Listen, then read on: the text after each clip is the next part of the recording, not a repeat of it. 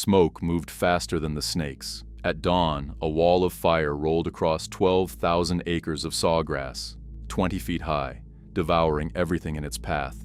From 50 miles away, Miami could see the plume.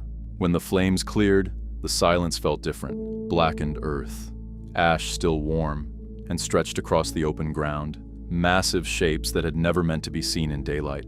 15 feet long, coiled in place, dozens of them. For years, they had ruled from beneath the grass, invisible. Ambush predators in a landscape built on concealment. The Everglades had grown quiet under their presence. Raccoons vanishing, rabbits erased, even bobcats thinning out. But fire changes power. When field teams stepped back into the scorched prairie, they didn't just find snakes, they found tracks, fresh ones. Deer pressing into ash, wading birds probing exposed mud for the first time in years. Something hidden had been forced into the open, and what the burn revealed wasn't just the scale of an invasion, it was how deeply the balance had already shifted. The Burmese python is not native to Florida. It's a species that evolved in the tropical forests and grasslands of Southeast Asia, where it occupies a specific ecological niche. In its native range, the python is kept in check by predators, disease, and competition from other large constrictors. In Florida, those natural controls do not exist. The python arrived in the Everglades through a combination of intentional releases and accidental escapes from the exotic pet trade. The timeline of the invasion is well documented. The first confirmed sighting of a wild Burmese python in the Everglades occurred in 1979.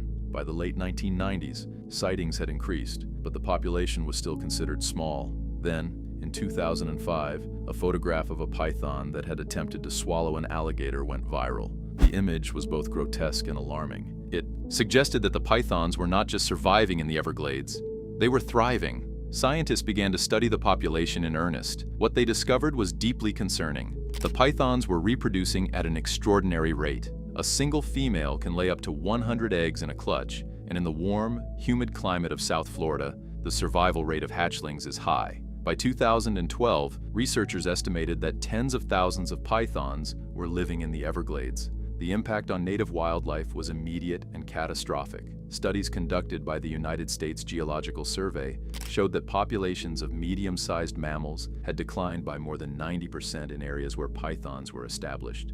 Raccoons, which had once been abundant, were now rarely seen. Marsh rabbits, opossums, and bobcats had all but disappeared.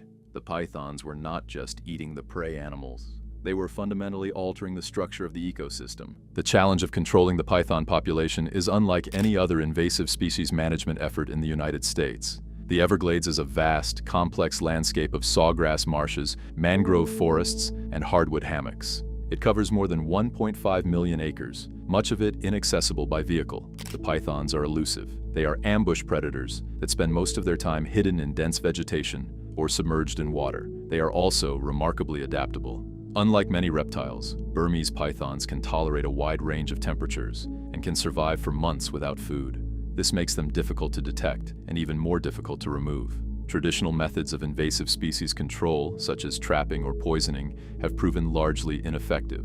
In the absence of a clear solution, wildlife managers have turned to a range of experimental strategies.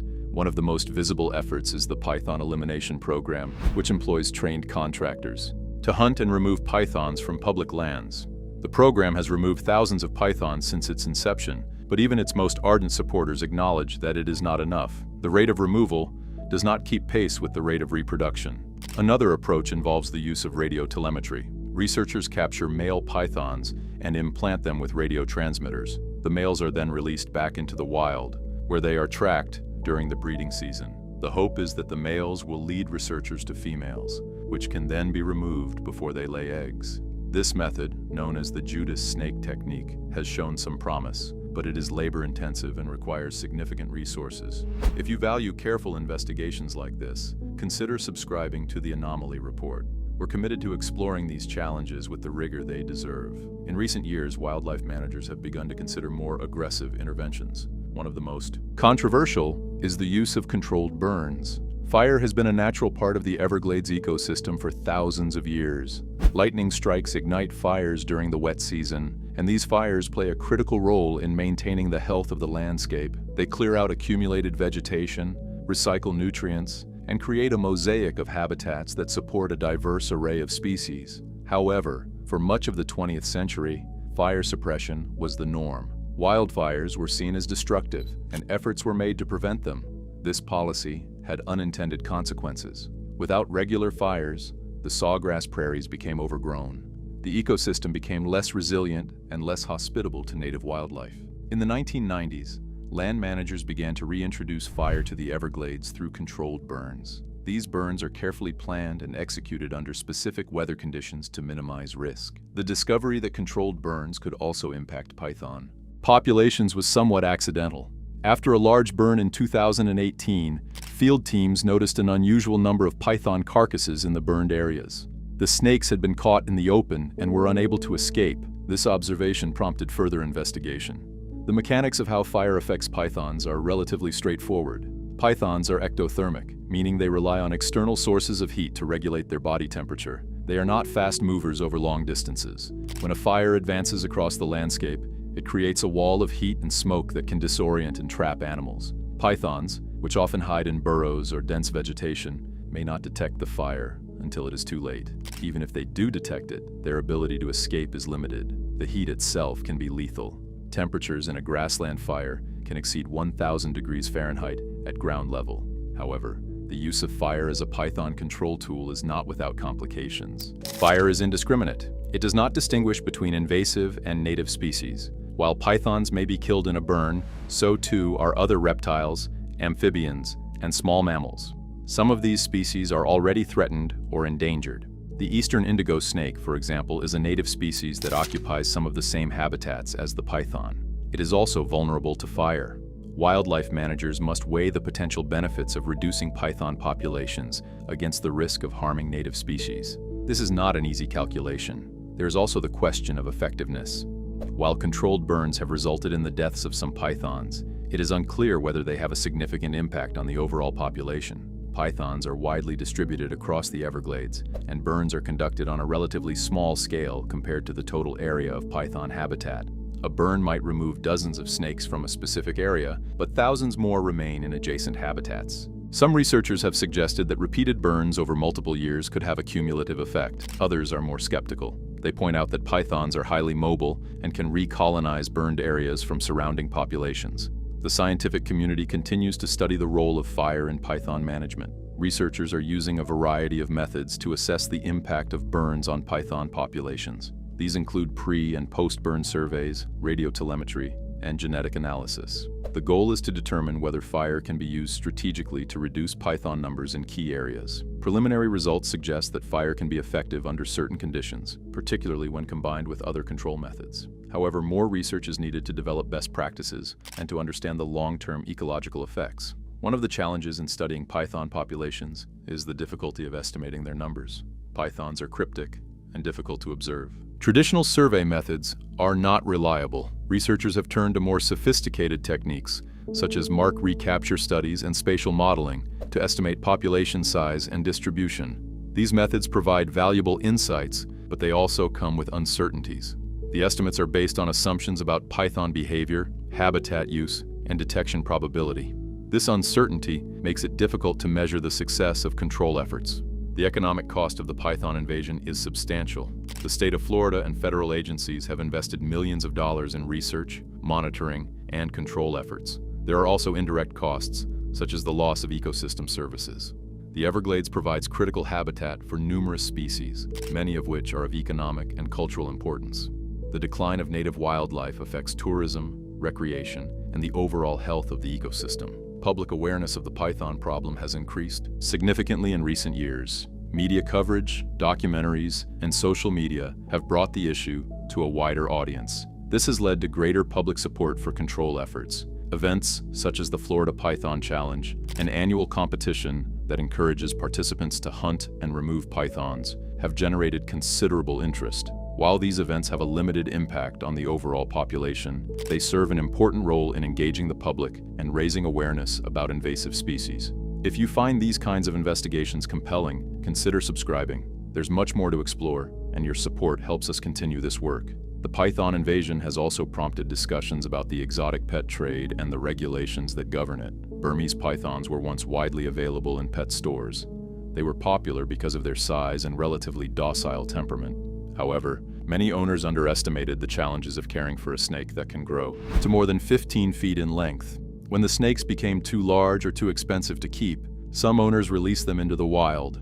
This practice contributed to the establishment of the wild population. In response, Florida and the federal government have implemented stricter regulations. In 2012, the U.S. Fish and Wildlife Service added Burmese pythons to the list of injurious wildlife under the Lacey Act. This designation prohibits the importation and interstate transport of these species. These regulatory changes are intended to prevent future invasions, but they do not address the existing population in the Everglades.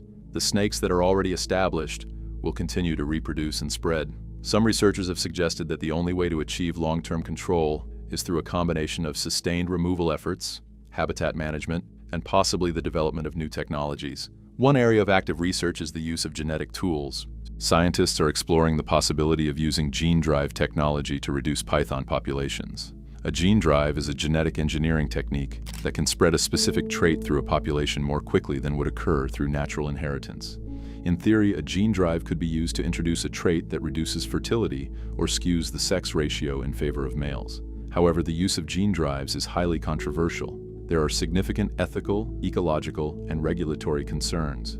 Gene drives are a form of genetic modification, and once released into the wild, they are difficult or impossible to recall. There is a risk that the modified genes could spread to other populations or even to other species.